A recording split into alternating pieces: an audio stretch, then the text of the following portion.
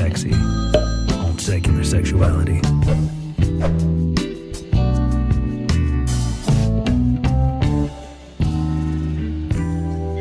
Good evening and welcome to Secular Sexuality, the ACA show that is definitely probably wearing assless chaps right now. You don't know.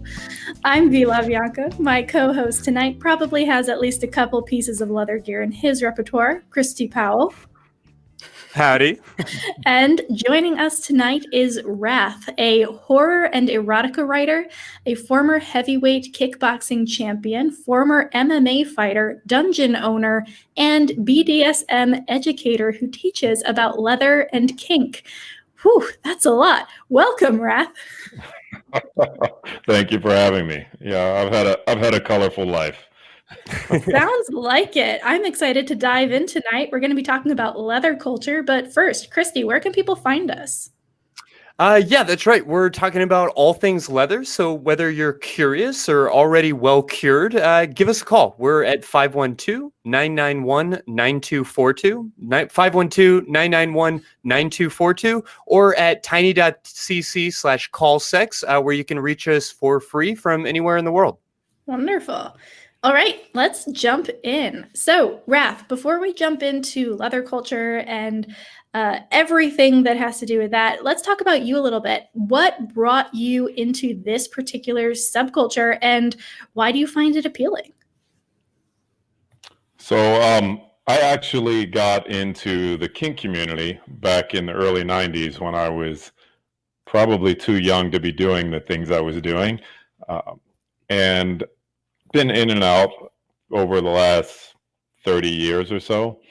And leather had always been an interest of mine because I find it sexy and empowering. And the leather culture, the values and traditions and values that it has always been something that appeals to me because as a martial artist, respect, integrity, discipline, those are things that I've always valued. I've been a martial artist since the age of 12, and there's a lot of cross between those values and that lifestyle. Interesting. And I'm kinky, so there's that. And that. Well, it all goes together. Yes. So, walk us through a little bit. What is the history of leather culture? I know that it kind of came on the scene in the U.S., at least in around the 1940s, and then 1960s and 70s. It actually ended up getting involved in a lot of the movements for gay rights and the AIDS crisis and all of that. So it does have a pretty rich history here in the U.S. Do you want to walk us through a little bit of kind of the leather culture over the years? Yes. So I think most people would agree that it kind of evolved out of World War II, the leather biker culture. There's the hyper-masculine look of the leather culture definitely comes from military uniforms, from biker culture, movies like Marlon Brando and the Wild Ones, those type of things, which, Marlon Brando, he looked pretty cool. Why wouldn't you want to emulate that? And it also afforded gay men at that time a sort of armor, because guys in leather who look like bikers, they did not immediately associate them with gay culture. They looked tough. They looked scary. Cops were afraid to go into leather bars when bars were being raided, gay bars were being raided, so on and so forth. You were less likely to approach a man dressed like a biker and assault him or anything else because they were scary looking. And scary's sexy too. I mean, I love fear play. Sure. So and as a horror writer, that also appeals to me. I think anything that makes you look a little more intimidating is kind of hot. So, But that's why I cut all my hair off. There you go. Exactly. Oh my gosh. Over the years, more heterosexual people have joined the leather community. There was when I actually started investigating the leather community, I was kind of surprised to see that there was a such thing as kind of that leather had evolved beyond just the LGBTQ community, that it had embraced everyone. And we're still working on that. I mean, there's still, diversity is still a journey. It's a goal. And not just, we're talking racial, nationality, religious diversity within the leather community. That's still a goal. And that's something that every year is a big issue in the leather community, because we want to be expansive and inclusive and welcome everyone. And it can, tradition, as they say, is kind of peer pressure from dead people.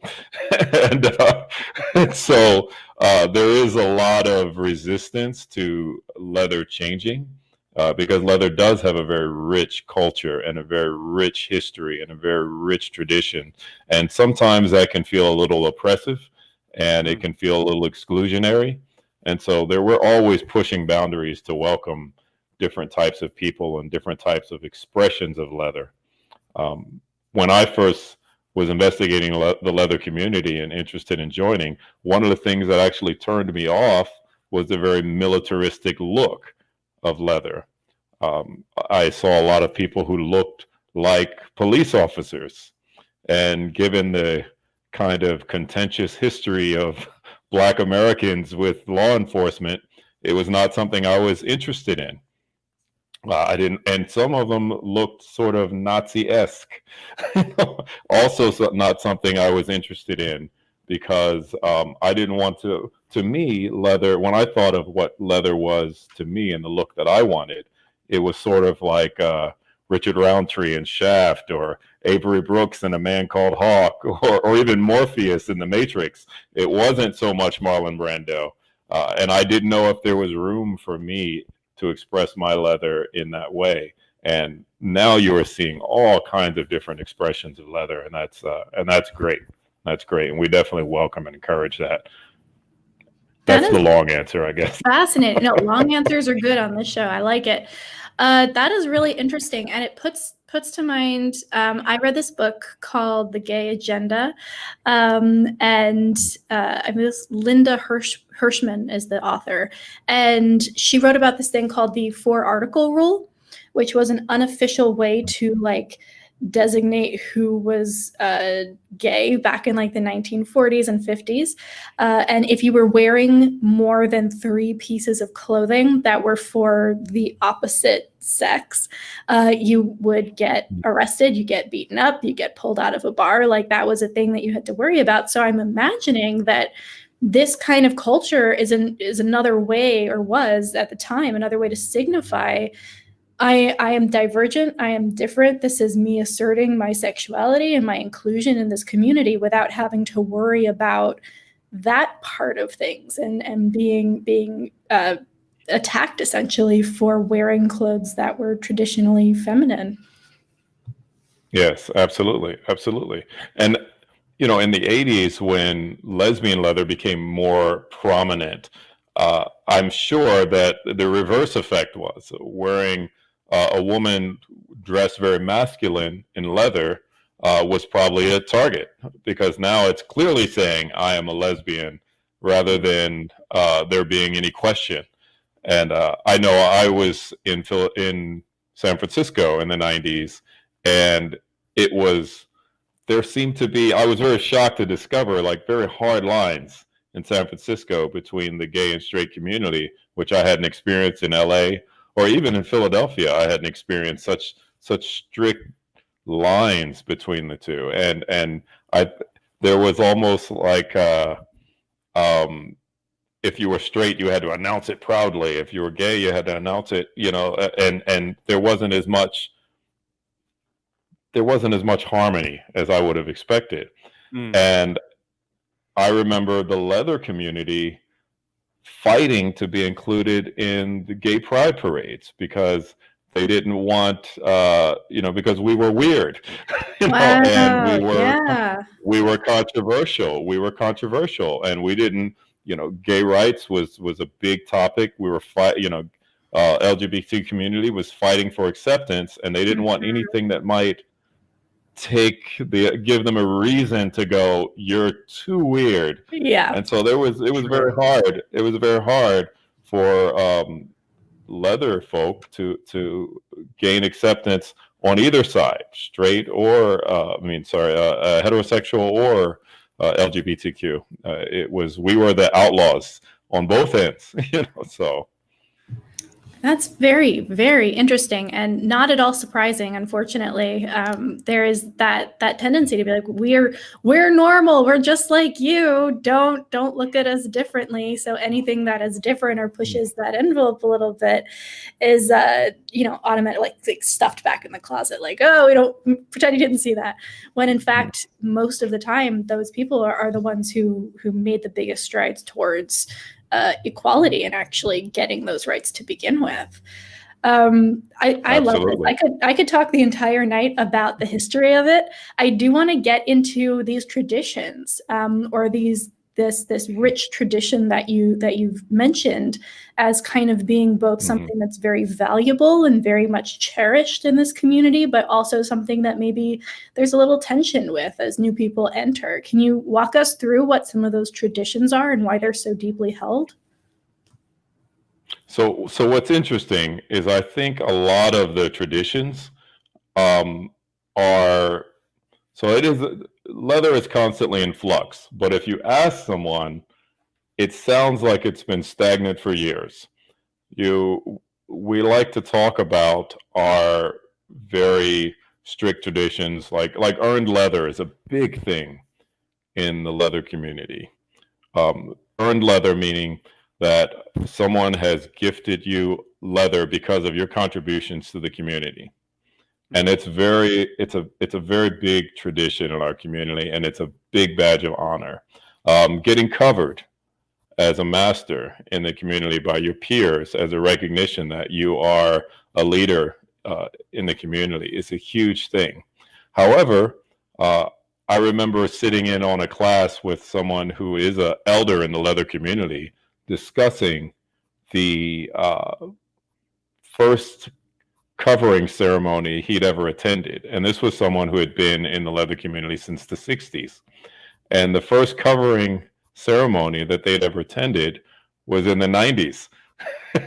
And he was saying how during the ceremony, they were talking about how this is something that is handed down since the 40s and 50s, and it's how it's always been done, so on and so forth. And he looked around and said to other people who were around his same age, and was like, we didn't do this. I've never seen this before. But and he made a very good point. He said, don't put words in the mouths of dead people. If you want to create a new culture, a new tradition, feel free, but don't, let's try and say, oh, this is how it's always been done. And a lot of that tends to happen. Because the reality is that there were, we didn't have the internet back then. So everything wasn't as homogenous as it is now. There was, depending on what city you were in, what leather bar you were in, traditions were different. There's now a big tradition about wearing run pins on your leather vest. And that's been around for a long time. However, if you were in this, let's say in the 60s or 70s, and you poked a hole in your leather to put a pin on it, people would have thought you were crazy. You had because leather is expensive. So you had a denim vest over your leathered biker jacket, and that's where you put your pins. And so now when people talk about, oh yeah, this is a tradition that's been around forever, yes and no. Yes and no. Traditions evolve, and it really, like I said, it depends on what area, the culture, the country you were in, what bar you were affiliated with, what family, what group. Cultures varied. Now there's a lot more uniformity than there was before.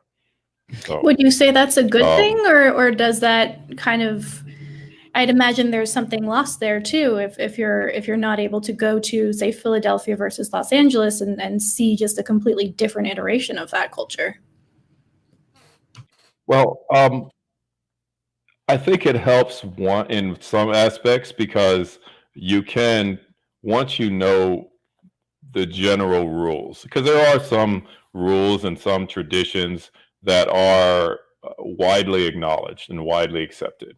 And that's, again, largely because the internet, you can, we can all kind of agree, from not just in America, but all over the world, we can all kind of agree that, hey, yes, this is what we're going to call leather, and this is how we're going to do it. And so when you go to Philadelphia, or you go to Canada, or you go to Florida, and you walk into a leather bar, it's not as unfamiliar as it may have been 30, 40 years ago. And so there is a comfort. I do kind of know the rules, and it's not like you have to relearn everything all over again. So in that aspect, I think it's awesome. I think it's great. I know with me, when I first entered the leather community, I don't do things kind of halfway. I don't like kind of ease my way into things. I just kind of was like, hey, I'm here. And I didn't do the earned or gifted leather. I bought my leather and just walked in. That's how I did. And then I was running for titles and doing all this stuff because that's just how I do things. And I probably broke all kinds of rules and busted all kinds of traditions. In fact, I'm positive I did. But it was easy to find out. I could go online and go, oh, okay. All right, I won't do that again. Now I see, whereas, like I said, 30 or 40 years ago, I would have just been kicked out of a bar, probably. Yeah, to hear you describe it, it's almost like a secret society. And now people are maybe more empowered to find their people and to join into the culture. So that feels like a benefit. But I hear what you're saying, V, about that, maybe that sense of loss or that loss of culture in a way. And I'm just really excited to have you here, I guess, to kind of share bits and pieces of that history with our audience. Yes. And see, the thing is that as much as, just like with anything, when you have the older generation who has their cultures and their traditions, and then you have the next generation that comes around and they want to change things, there's always some friction. And so there's friction in our community. Sure. And it's interesting when you talk about cultures and traditions and the way things are, and someone had talked about the changes from just the 80s to now. How back in the 80s, it was common to see someone in a leather biker jacket and white jeans. That was a common leather look.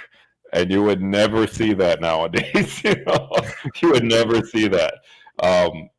You also, now it's common to see people wearing kilts.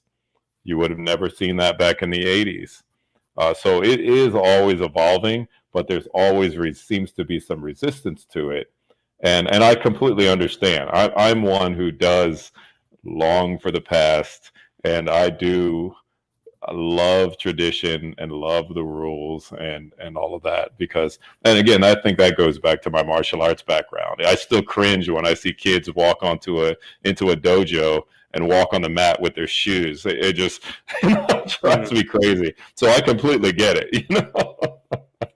I'm actually very curious about that crossover that you mentioned earlier, which is you found that there were very many similarities between martial arts and leather, and kind of that crossover, that valuing of respect and discipline and all of that. Can you talk a little bit more about that intersection? Yes. So, my trainer was I called him Master, which is, MS in the leather and kink community is a big dynamic. And I was used to calling someone Master. And there was a layer, I didn't talk back to him. When he gave me an order, I did it. There's a great story about he was using me as a demo for, he was showing his new kick. Not new, but new to me, a new kick. and he threw this kick, and I put my hand up to block it, and his shin cut into my bicep, and my arm just went dead, and I dropped my arm. Then he went to throw the kick again, and I stood there. I couldn't defend myself, couldn't raise my hand, and he stopped at just the right second, didn't land the kick and kick me in the head and knock me out, which he, by all rights, could have. And he said, you can't raise your arm, can you? And I said, no. And he pulled the kick down, and everyone looked at me like, you were going to let him kick you in the head? And I said, yeah, it's my master. It's what you do, right? Exactly. And that type of loyalty and obedience is not uncommon in, master-slave dynamics in the leather community. I always think about that when I see the type of love and respect and that you see in the leather, it's particularly in those MS dynamics. I always think about how I was with my master, my sensei, my crew, as I was going through different martial arts. It's very similar, very similar. I remember. Very interesting. And we're going to talk more later about kind of how leather culture is portrayed in the media and the stereotypes or maybe assumptions that mainstream audiences might have about leather. But I'm fascinated by the fact that I never made that connection, but I can see that very clearly. And in mainstream culture, it does feel like one of those, the martial arts side of that, is often very romanticized and very much like, of course, this is a dynamic that you would strive for and even like really, really want and cherish, versus a lot of the times the master-slave dynamic is fetishized or even vilified as something that's like weird or gross or whatever. Like it's presented in a very different light, even though, yeah, you're right, those dynamics are very similar. Yeah, or even presented as abusive. You watch all those old Run Shaw movies, and it's common to see the master training the pupil by caning him or her, caning them, and we don't blink. But if you were to see that in an MS dynamic, which you do, then for the average vanilla person, they would be horrified. And they would think that's abusive, but yet you just applauded it watching Kung Fu theater. Right. Interesting. Oh, I want to do like a whole series on this. This is amazing stuff. We're going to take a call after, but I do have one more question for you. And this is something that came up in my research for this interview. What's the Leather Hall of Fame and how does one get into it? So the Leather Hall of Fame, it recognizes people who have made a significant contribution to the leather community, people and organizations, excuse me. You're nominated and by your peers, and that's how you get into it. I'm not in the Leather Hall of Fame. I'm too young for that,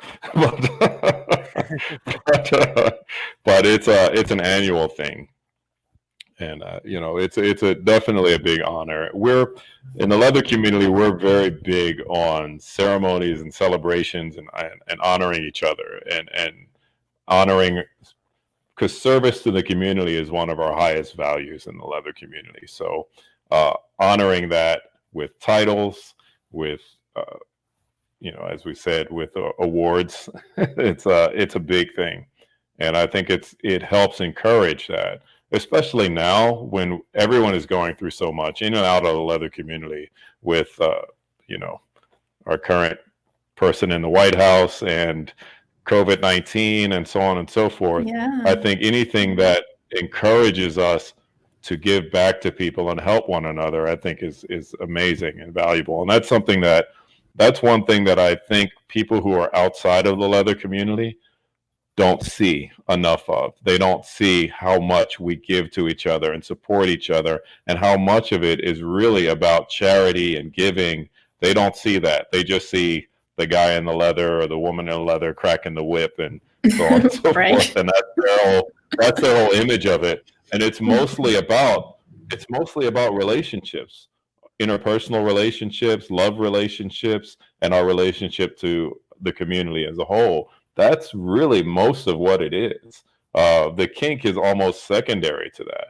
I mean, because of COVID-19, a lot of us haven't played in months. I haven't held a whip in months, but I'm still leather, and I still interact with the community, and I still give back to the community. And that's how I feed my leather, is by giving to the community, not by whipping someone bloody, although that's fun too. Oh, that's fun. Well, I just want to say thank you for being responsible during COVID and giving up some of those fun bits to make sure that everybody's safe. We like to kind of nail that home on these shows, just congratulating people when they're taking it seriously. Christy, I think I interrupted you. Were you going to say something? Yeah, I mean, I guess only to highlight that there are so many places in whether we're talking about the kink community or the queer community, or just so many spaces outside of that like vanilla cis het world, where people are interacting with each other in, sexual or maybe non-sexual ways, where sexuality is still a piece of the community and a gathering point. And I feel like that's something that's missed out on in our broader culture. And I see people as really missing out on an opportunity, not just for expression and community, but for opportunity to protect one another. You're talking to us about how leather community came together as a form of protection. And I mean, that's the same reason that people are hosting munches and providing opportunities to, have some safety from predators and everything else. But it's not just that piece. It's not just about safety. It's about lifting each other up. And I think there's a lesson there for our broader culture that's maybe being missed out on. Yes, absolutely. As a horror writer also, I remember when I was going to put together an online horror convention as a result of, and as a response to COVID-19. And people thought, whoa, that's going to be difficult. Well, the leather community had already thrown 3 by the time I'd announced it, because we took COVID-19 seriously right off the bat. And we still, because one of our values is community service, we still wanted to serve the community. We still wanted to give people the education, the fellowship and interaction with one another. We still wanted to provide that. And so right away, we began putting together online conventions. And it was just funny to see everyone else being like, whoa, how can you do that? That's going to be hard. And I was very proud that our community kind of led the way in that. That is amazing. I love that. And honestly, just to shout out the ACA here for a minute, I feel like we were kind of in the same boat, right? We were like the week that everything shut down, we had moved online already. Everyone was ready to go. We set everything up, and we continued to be there for the community that we had built. And it's a struggle, right? Where we're giving up a lot in order to make these accommodations and stay in touch with everybody. But it's necessary, right? Like, we cannot abandon the community just because we can't be there in person. Absolutely. All right, let's jump into. Oh, sorry. Go ahead, Rath. I was just going to tail on to that. One of the things that I personally did was, I have friends who are slaves or submissives who were not attached to a dominant or not attached to a master, who were really feeling the loss of that dynamic and the interaction with people.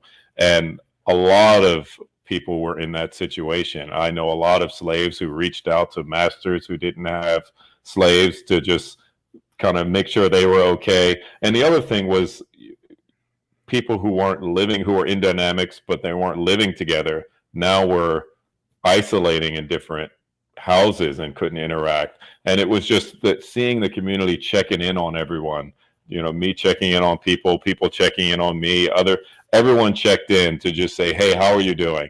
I know you're struggling because you can't express your leather, you can't play, you can't see your master or your slave or so on. And we all checked in on each other. And, I was proud to see that, because it really reinforced the idea that this is a community.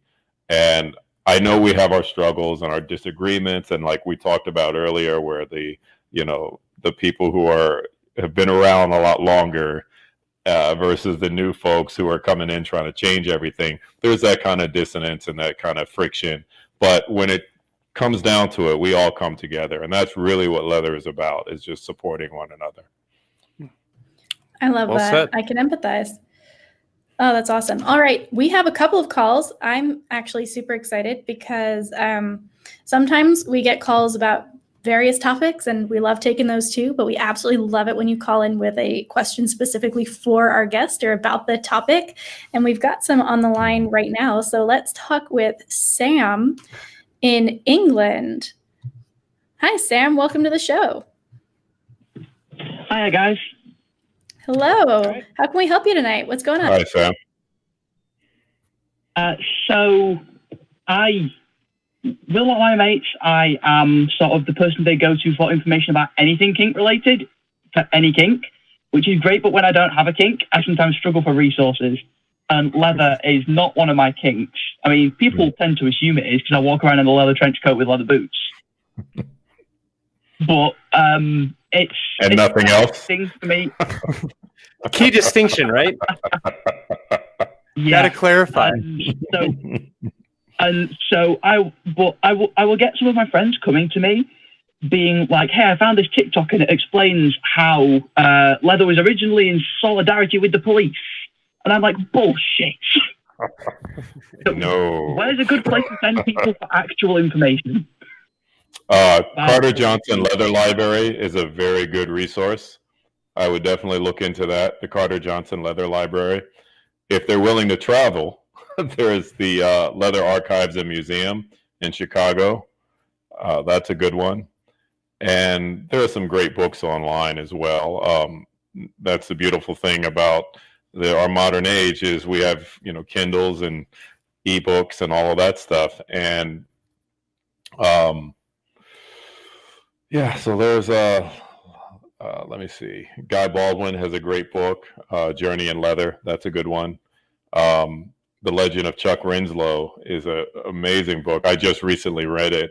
And The Legend of Chuck Rinslow, it is like a encyclopedia of leather history. It's amazing. So I would encourage you to read that as well. But they all seem And like Sam, I'll make sure to mention that I'll have these in the footnotes for the episode. But I didn't mean to cut you off, Sam. What else did you have in mind? Yeah.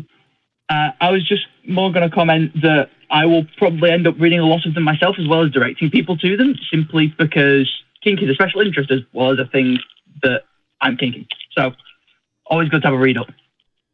Great. That's awesome. Yeah, I'm right there with you, Sam. I'm definitely the sex nerd that people come to, and I'll admit that this is definitely one of my blind spots. So I'll be kind of trying to read right along with you. Mm-hmm. Yeah. Awesome. Well, that's kind of all I had. So I guess I will be gone for this week, and I will be calling back in about the other thing I called about the other week then. Yes, definitely Hey, give us an thanks so update much. on that. And thank you for calling in. That was a great question. Yeah, have a great night. Yeah. Appreciate Have a you. nice night, All right. Sam. That's the cool / dangerous thing about everything being on the internet now, right? Like you get a lot of valuable resources that are actually accessible to people, and then there are people who say things that are absolutely out of left field and have no basis in reality. And where do you find that balance between fact checking and kind of all of that? Yes, there's a lot of nonsense that gets put out there, particularly about the leather community, about traditions. Like I mentioned, traditions that are always been around that are turn out to be nonsense. One true wayism. That this is the one true way to do things, and it's turns out to be nonsense. You get a lot of that. I never put myself up as the historian or the authority on all things leather. I know what I have done in my journey. I know the things that I have read and the people I've spoke to, and that's all I can speak to. I can't speak to everyone's journey. I cannot speak to what went on before I was alive, in the 40s and 50s. I may look a little gray in the beard, but I wasn't around back then haunting leather bars. So I can only talk about what I've read and what I've heard from people who have been there, and hope that I'm getting it right. So.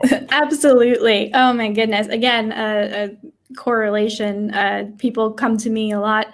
I host a second show with the ACA, Talk Heathen, on Sundays, and people come to me like, as an atheist, please explain all of atheism to me. I'm like, I am just me, and I can tell you what I like and what my thoughts are, and that's as far as my ethos goes, right? That's as far as you can take that. Oh my goodness. Yes. We are Sure. not Well, spokespeople for the entire culture, everyone.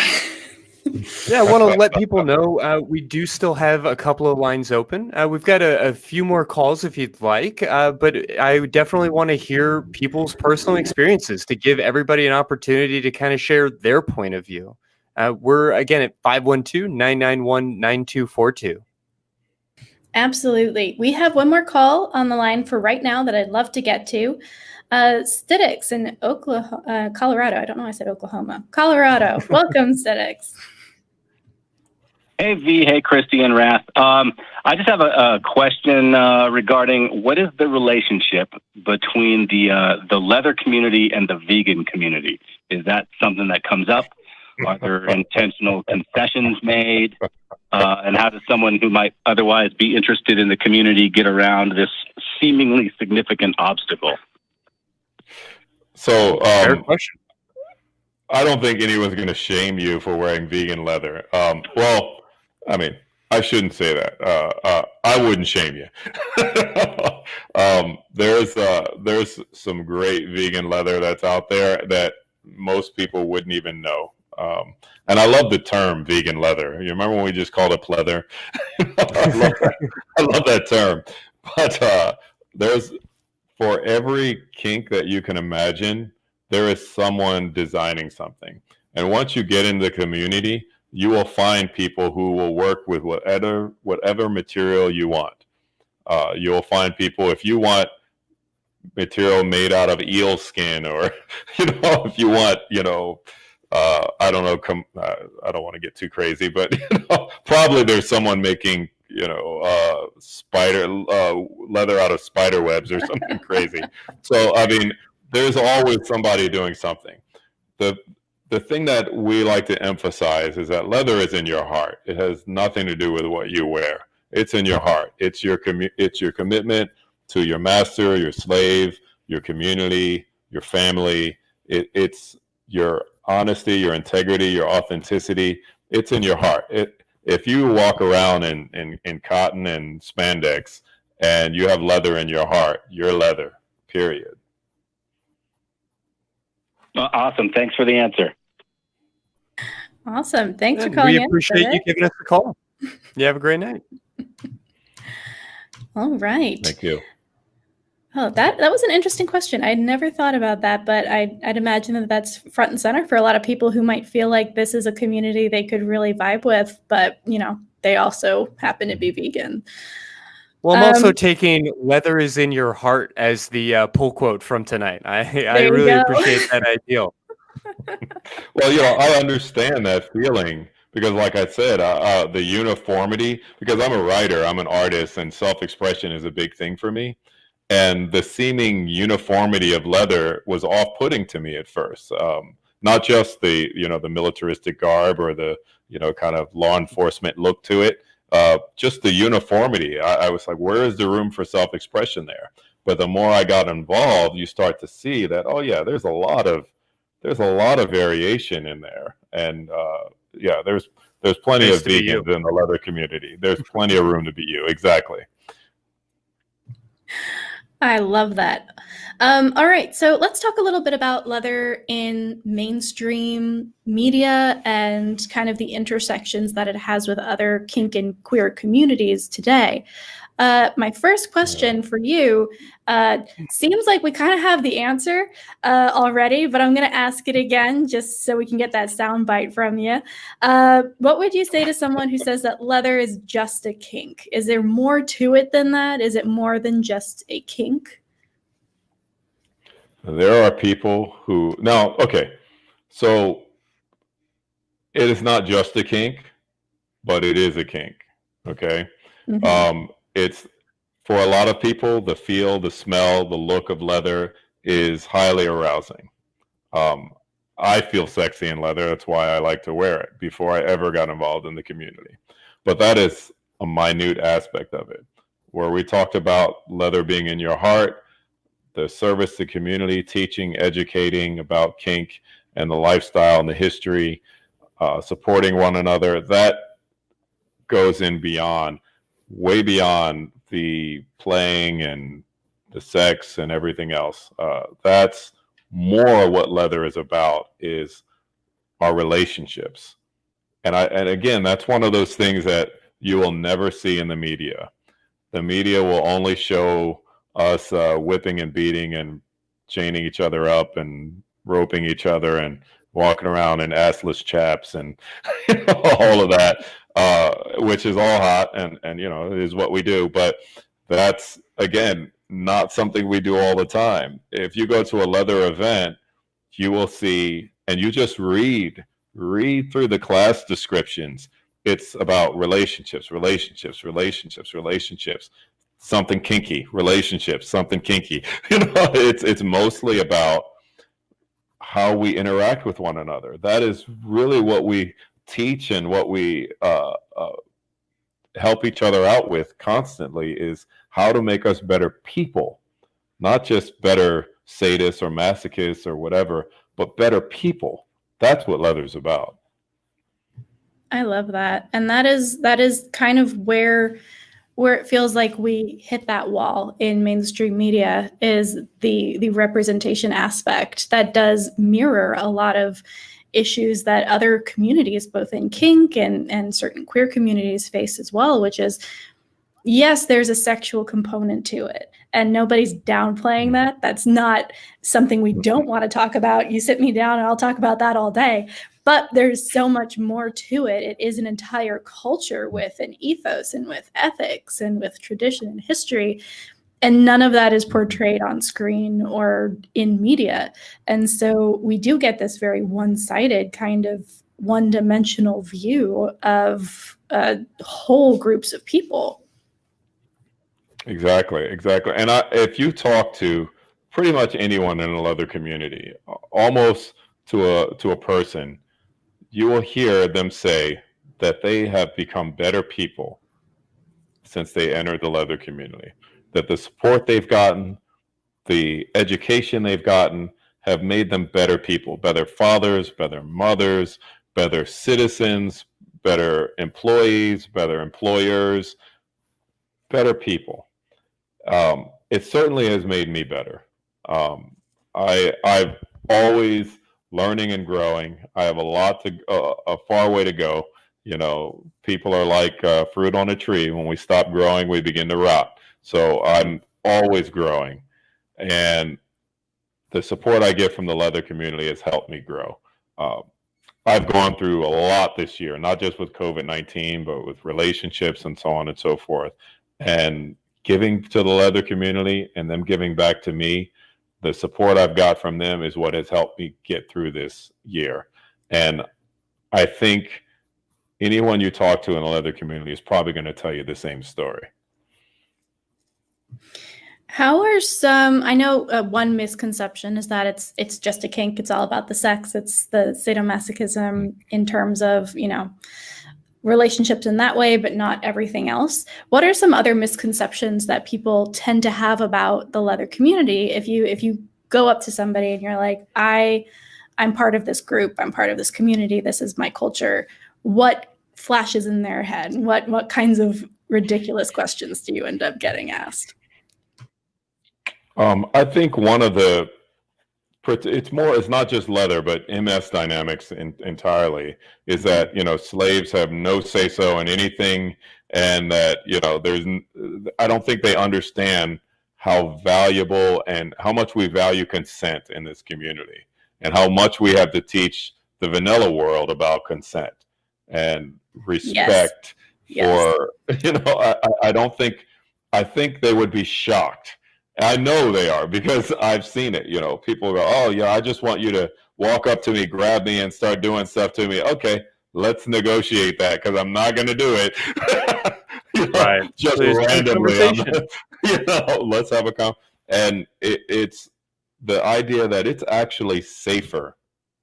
It's safer in this community than it is in the vanilla world.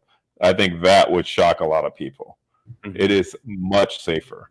I feel much safer bringing a friend who is new to the leather scene to a dungeon than I would bringing them to a nightclub. So it's I think that's something that definitely does not get portrayed in the media. That Yeah, is I feel such a like big it's a part bit of of a it. yeah, just to say, I feel like it's a bit of a shortcut for a filmmaker to dress somebody in leather and to say, like, Mhm. okay, we can make certain assumptions about who this person is because of what they're wearing. And, that may be fair, like, that may be serving the story. But I guess I'm really wondering how you feel the leather community is portrayed in movies, or when we see somebody just show up in an all leather outfit. Whether or not that kind of lines up with reality in any meaningful way. So if they're portraying them as a badass, awesome. Sure. All So long leather as they folk look are- good, just make us look good. All leather folks are badasses, period. No, I'm kidding. But the portrayal, as you said, of leather folk as villains, that's what I bristle against, because again, we're teachers, we're politicians, we're police officers, we're mothers and fathers and grandmothers and grandfathers. We're your baker, we're your grocery store clerk. I mean, we're everywhere. We're the Uber driver. We're everywhere, and we're normal folks who just like to put on leather and support each other and beat each other and do all kinds of nasty kinky things to each other. But but other than that, we're normal folks.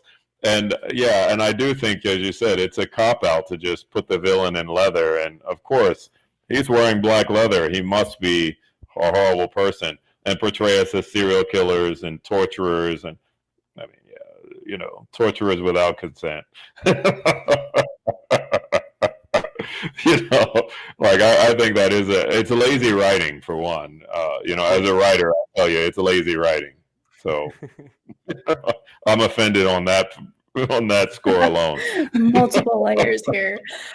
Oh, that's Yeah. so amazing. And then I guess my last question for this section, and then we do have a couple more calls that we'll jump to, are what are some ways that we see leather culture celebrated in the community? So if you were to go to a leather event, I know I did a little bit of research. There are beauty contests, there are competitions, there are these awards that you give each other.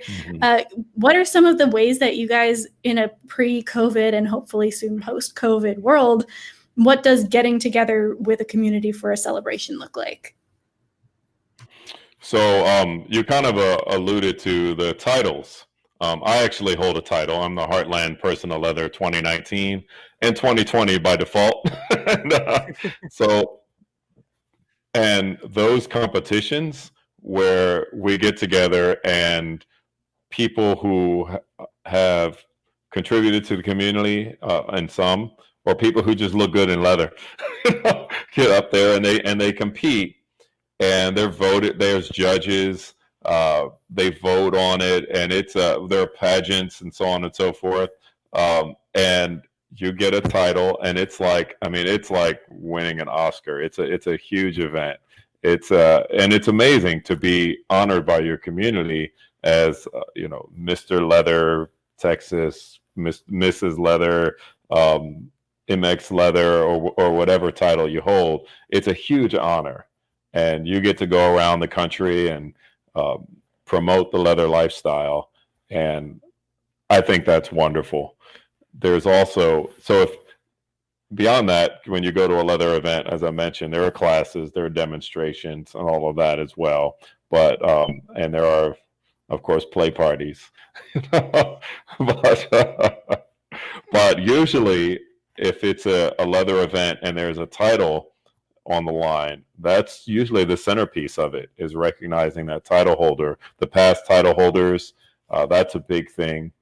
We recognize leather clubs and leather families. That's a big thing as well. Parade of clubs, where we actually walk out and with the back patches and show the different clubs and families and things like that. It's we're big on celebrating one another. That's a big part of leather culture.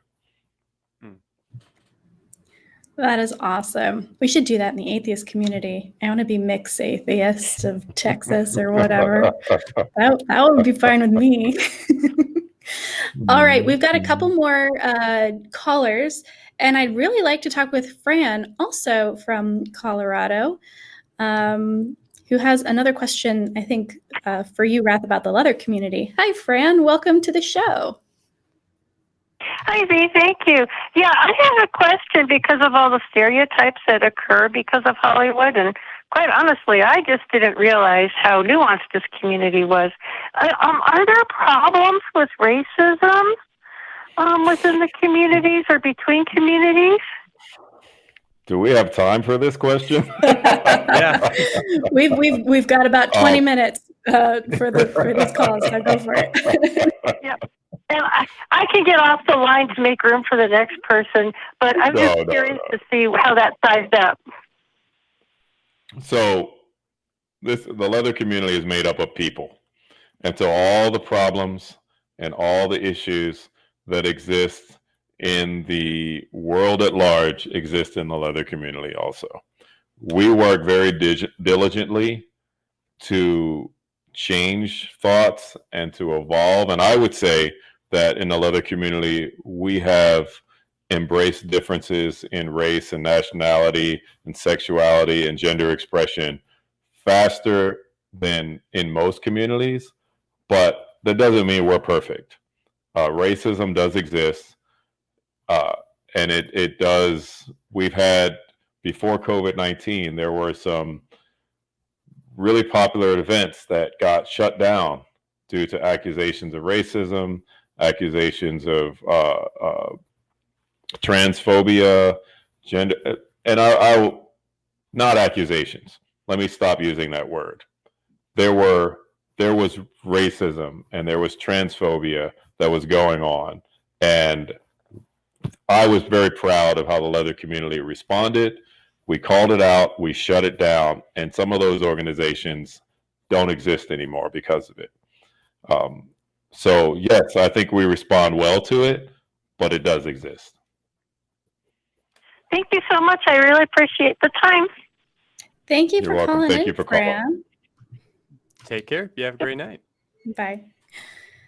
All right. We've got one more caller on the line, JB in Canada. JB, welcome to the show. How can we help you tonight? Hi. So sorry, I'm a little nervous. Should I just start in? I wanted to give some backstory before I kind of got to the advice portion. Sure, we've got a little bit of time. Give us the Cliff Notes version. What's up? All right. So a couple months ago, I came out to like only my mom and my sister about possibly being transgender, and my mom, like she's accepting, but she's not, like, she just doesn't really understand what it means, I guess. And I have trouble trying to explain it to her, but also my sister kind of steered me towards Abigail Shrier and the podcast that she was on with Joe Rogan about her book on transgender, like, craze and gosh. Okay. Yeah. And yeah. I've talked to her about it since, and she still tries to tell me it's not transphobic. And I've watched videos on, like, from transgender people who say it is, and obviously they're biased because they are transgender, but, like, it's, I don't know.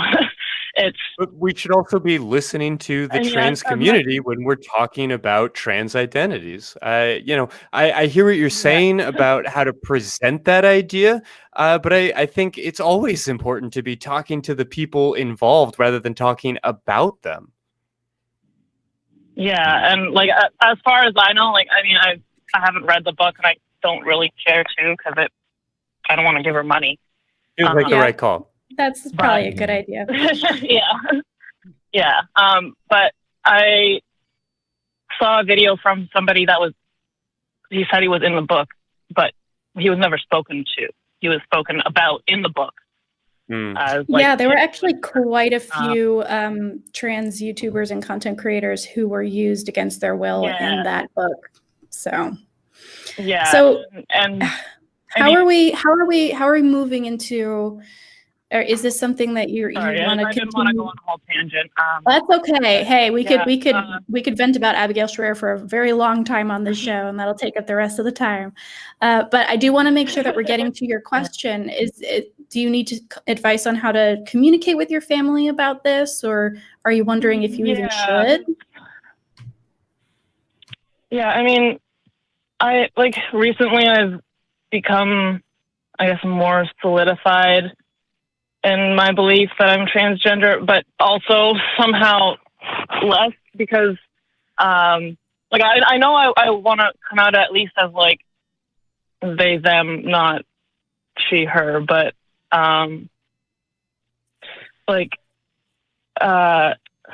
sorry, I'm a little frazzled. My thoughts are. That's okay. It's a lot to balance. I guess I'd like to just sort of jump in and say that, when you're this close to something and when you're getting such like vitriolic and hateful messaging, not maybe directly from your mother, at least not from the way I'm hearing you describe it, but when you are butting up against that, I might encourage you to feel like the burden isn't on you to educate her. You can discuss yourself, you can describe yourself and share your journey or not. That's certainly your choice. I don't know that you're obligated to walk her through any of those things. But what I'm hearing from you, and maybe just my guess without really knowing you, is that this is not a question that you feel equipped to answer from her in this exact moment. And that's okay, because you don't need to be expected to. If you are looking to answer your own questions while also wanting to, put good information out there and support the community writ large, then, great, good on you. But I want to take away this burden that you might be feeling, that it's your responsibility to educate the people in your lives.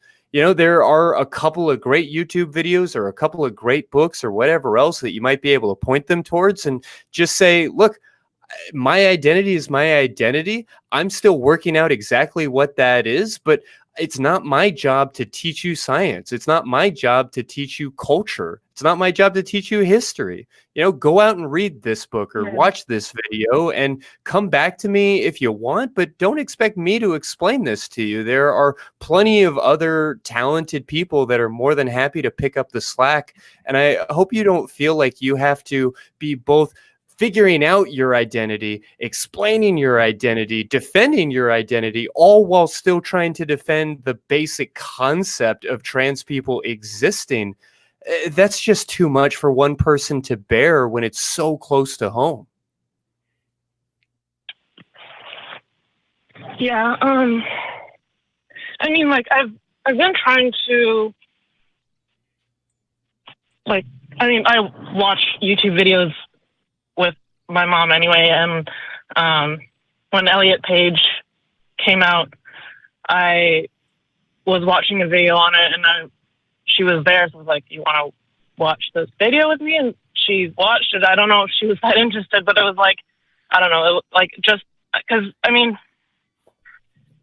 it's not at all that she's not accepting, she just doesn't understand it all, and like, it's hard for me to, I don't know. Yeah, no, I just. Yeah, as a trans person, if that is for her to understand even my perspective on it. Sorry. Mm-hmm. Yeah, I didn't mean to interrupt you there. I just meant to say that as a trans person, if that is an identity that you decide to take on and to wear yourself, I don't know that you need to be expected to also be a science educator. And that it is totally okay to just say, this is who I am, and here are my pronouns. Here's some details about who I am as a person. I'd love to I'd love to have you in my life and have you get to know me. But it's not my job to debate with you about X and Y chromosomes. I don't need to have a degree in genetics in order to be trans. And I definitely don't need to teach you or give you a degree in genetics in order to be trans. Yeah. I'm also still unsure myself because, I did actually recently find in an old journal that I was writing about it 5 years ago, but And that's totally okay too, JB. I know a lot of the time, and we've talked a little bit in this conversation today about how mainstream media might present a community in a very one-dimensional way. There is a lot of talk. It's great that we're starting to talk about trans people in mainstream media. That's awesome. That's great. We did a good job with that. We need to go farther, because what we're seeing is a lot of people saying, oh, I knew exactly what I was when I was 3. And it's always been very clear to me. And this is the one direction that my life has gone. And I'm fully confident in what I am. And some people experience that, sure, but that wasn't my experience. And that isn't the experience of a lot of people, whether that's sexuality or gender or romantic preference. Any of this often is a very big concept you have to break down into smaller bites and just kind of chew on for a while. So the fact that you're not 100% sure is fine. And honestly, not at all strange. That is probably one of the biggest commonalities in the trans and non-binary community, is this concept of, what if I'm not? But what if I am? But what if I'm not? This back and forth. Back and forth every day. No, that is a well-known thought process, not just something you're experiencing. It's something I've experienced, and I guarantee you, if you go to other trans and non-binary people, they will say the same thing. So bottom line here, I think Christy hit the nail on the head. You do not need a degree in genetics. You do not need to give someone else a degree in genetics in order to be trans. Yeah. You need space. You need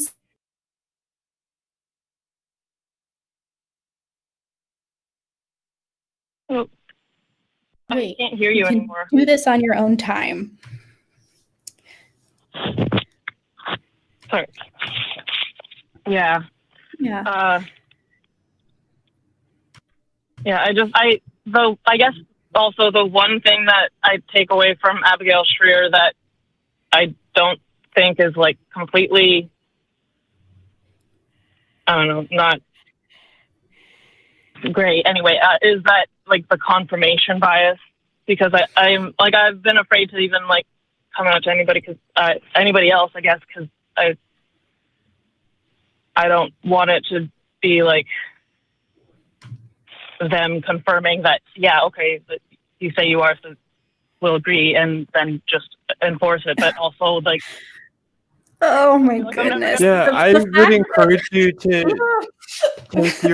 take your cues on trans identities from the trans community. Whatever that looks like for you. We have definitely mentioned How to Understand Your Gender by Alex Ifinetti on this show a number of times. And I think that may be a good place to start. But let me encourage you to be really checking your source on any of those kinds of pieces, and to be looking towards people that acknowledge the true and valid science. This is not a question that's up for debate for me.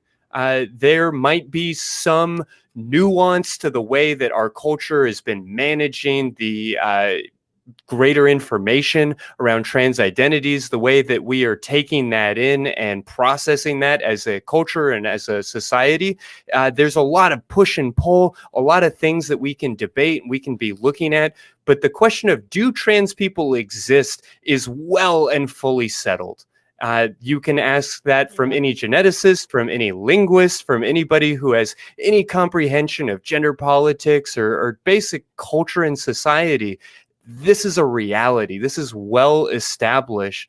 And to get into a mudslinging fight where you're trying to debate the nuances of these things with somebody who dismisses that, whether we're talking about their ideas through their books or their ideas coming out of the mouths of the people around us, I would strongly encourage you to opt out of those kinds of conversations, because I can hear the waver and the doubt in your voice. And I just want to really affirm for you that whether or not you are trans, that a lot of these ideas that you're being brought that are being brought up against you are just not valid scientifically, culturally, or in any other way that matters. Okay, yeah. Yeah, I feel like it's hard because they sound like they're so smart. But yeah, Sure. Anyway, thank you so much. Thank you for Well, calling we in. appreciate you giving us a call. This is a Yeah. very brave thing to be talking about in this kind of format. And so I really want to praise you for taking that on, and just thank you for sharing yourself with us tonight. Absolutely. And feel free to call back. We'd love to continue having this conversation with you. If you come across new ideas or new questions, we're here. Okay, perfect. Thank you so much. Thanks, JB. Have a great night. Oh my goodness. Did you see me almost go off? I almost went off. The idea that being trans is a result of confirmation bias, when your entire life, everyone around you is feeding into the confirmation bias that you're not, and you manage to extricate yourself from that and find yourself. And then they're like, oh no, if 3 people tell you you're valid, that's confirmation bias and you should get rid of it. Meanwhile, I'm straight and nobody has confirmed that for me. It's like, what? Why? All right. All right. Let's continue with the interview. All right. So we've got one more segment here. And usually what we'll do is the first part of the conversation, we'll get into the history and the cultural aspects. And then we'll get into the nitty gritty of exactly how you get into this and what are some first steps that someone who has listened to this whole show and their interest might be piqued. How do they get involved? So the first question for you, Rath, is if someone's watching and is like, this could be for me, like this sounds interesting, I want to do more research, how would someone go about diving into leather culture? So I always recommend going to Munches. You can find Munches usually by going on FetLife, cesspool that it is, and navigating through all of that. But I would recommend just go to the events, and you can usually find events that are in your community that are going on. And if you're really interested in leather, look for the ones that are leather specific, and just go to a munch. Sometimes they're closed, so to only club members or to only family members or organization members or so on and so forth. But most leather clubs and leather organizations do have a open night where new people are allowed to attend, and I would highly encourage you to do that. If there's a leather event, like an actual convention going on, those are almost always friendly to newcomers, and there's a lot of one-on-one classes in leather history and culture, all of that stuff, and you'll just meet people. One thing that most people in the leather lifestyle love is to talk about leather. You will never, ever have someone go, yeah, I'm so tired of talking about this. That will just not happen. So you will find mentors galore. But yeah, you kind of have to put yourself out there and go and meet them on their own turf. Yeah, I mean, it doesn't really matter what kind of kink we're talking about, whether it's the leather community or spankos or hypnosis or whatever else. Sex nerds love to nerd out. Absolutely. Love that. What about, so I know in some, we had several people who were very into rope play on the show a couple of months ago, and they would talk a lot about kind of beginner, intermediate, and advanced levels or layers to that, and what you should probably start with, and then kind of where you go from there. Is there a similar kind of thought process, either leather culture or SM? So one of the things that I see far too often is someone finds a leather community and then, I want to master right now. Hey, you look cool. Will you collar me? You know? and don't do that. Like, take your time. So there are, you know, and I'm getting more into MS than leather specific now, but a lot of times there are different levels of collars. So if you're a submissive, or if you're a master, if you're a slave or a master, you don't have to go right to a permanent collar with someone you just met at the munch last week. That's highly unadvisable. You can have collars of consideration, training collars, all of that before you get to a permanent collar. And you're calling someone master and you're in a total power exchange relationship with them.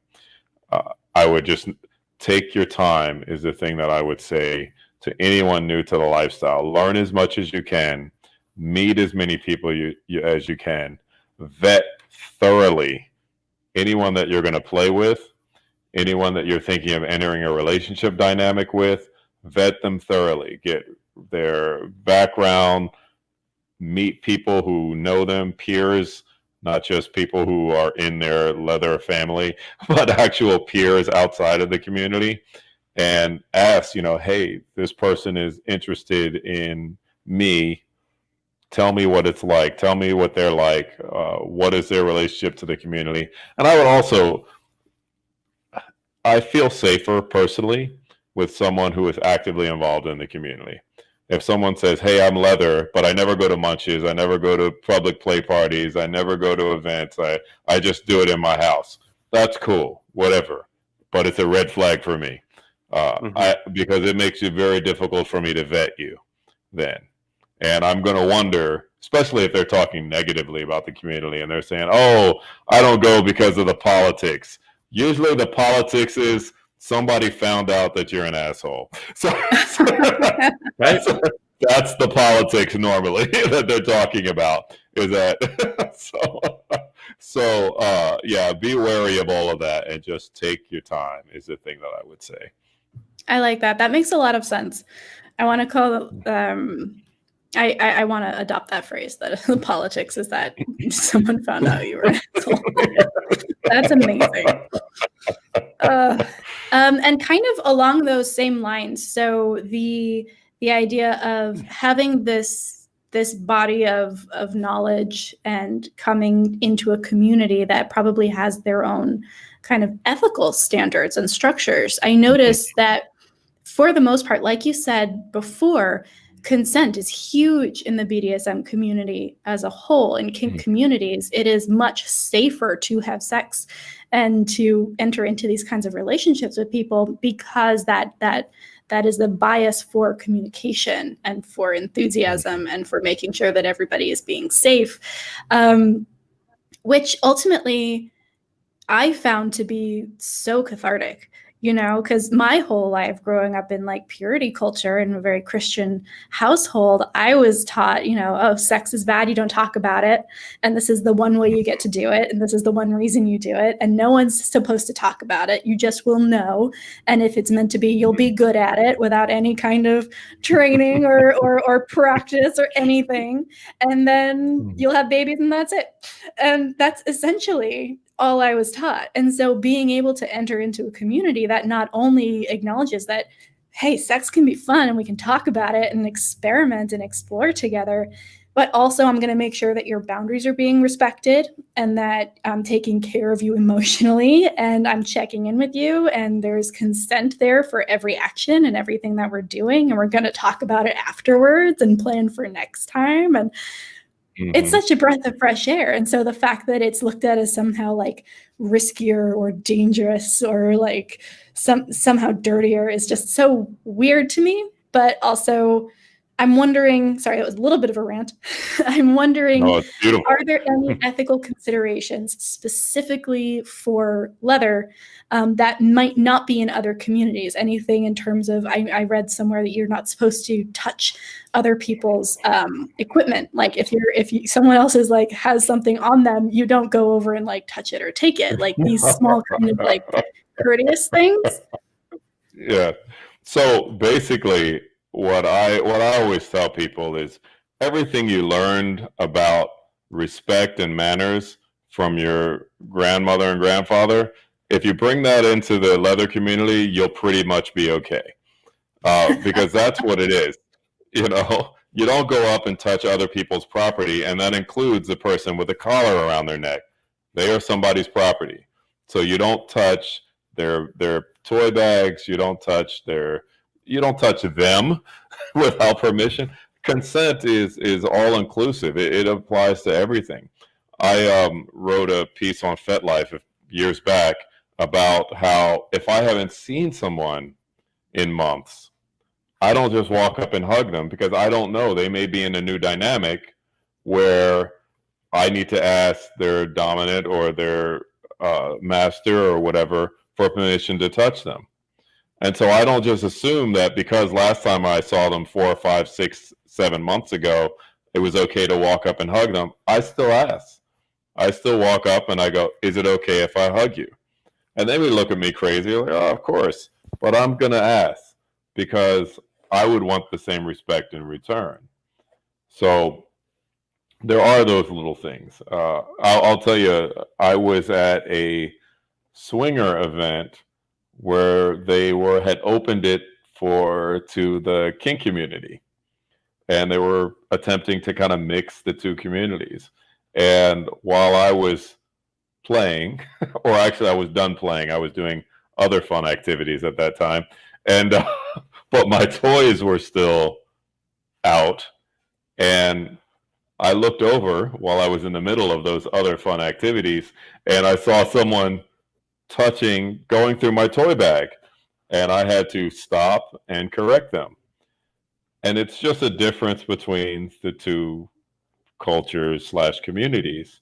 The swinger community, it seems to be okay. They aren't to just walk up and touch people. You would not do well doing that at a leather event. That would not be something that you would want to do. It's basically take everything you learned about being respect and just take it to that next level. And we talked about things that people don't think of when they think of leather, and that degree of respect and manners and things like that is something that they don't immediately think of when they think of leather, but it's a big part of for us. Respect, manners, etiquette, protocol, that it's a big part. It's a big thing for us. Well, this has been probably one of my favorite episodes this year, honestly. I feel like we're going out on a high note here. Thank you so much, Rath, for joining us tonight and walking us through this amazingly rich and impactful culture that I honestly didn't know very much about until this last week, and I'm definitely going to be checking out more in the weeks to come. Mm-hmm. How can people find you? This is your chance to plug anything you're working on or direct our viewers to any of your social media. Mm-hmm. So I am Master Rath Daddy on FetLife. So if you're on FetLife, you can send me a friend request. I do ask that you shoot me a message first, a direct message, letting me know who you are and why you want to be my friend, because I don't just randomly accept friend requests. Also, if you want to follow me on Instagram, Heartland Personal Leather 2019. And then on Facebook, Magister Ray Pater. And that's because they wouldn't let me write Master Rath Daddy, so I wrote it in Latin. Take that. Take that, Facebook. Oh my gosh, I love it. Yeah, and then I have a few books out. 400 Days of Oppression is probably one of the one of the harder reads, but if you're up for a lesson in BDSM and the history of Black Americans in this country, then I would recommend 400 Days of Oppression. If you just want a nice, fun, sexy read, then Fight for Me is a good one as well. All right. I love it. Can we get those links in the description as well, Christy? Oh, no question. Awesome. Cool. All right. All right. Can we get a crew cam shot? We want to thank everybody who's been making this work behind the scenes today. Oh, yay. Favorite people, Greg, Katie, Rachel, and those 2 little blue dots. We love y'all. Thank you so much for making this work. Y'all are so sexy. All right. And a reminder for you guys, we are going to be doing a little bit of a fun, different thing the last couple weeks of the year to make sure that our crew and our cast and everyone gets a little bit of a break for the holidays, but we don't leave you hanging without good content. So keep an eye on that. We should be announcing exactly what that's going to look like next week. But we've got some fun stuff in the works that I'm super excited about. All right. Well, I think I'm going to try my hand at this outro, Christy, if that's all right with you. Let's jump right in there. All right. Well, thank y'all for joining us. And as always, if you're feeling up to it, if this conversation got y'all hot and bothered, feel free to go out and give yourself a big old orgasm. Or better yet, give somebody else one. Give somebody else one.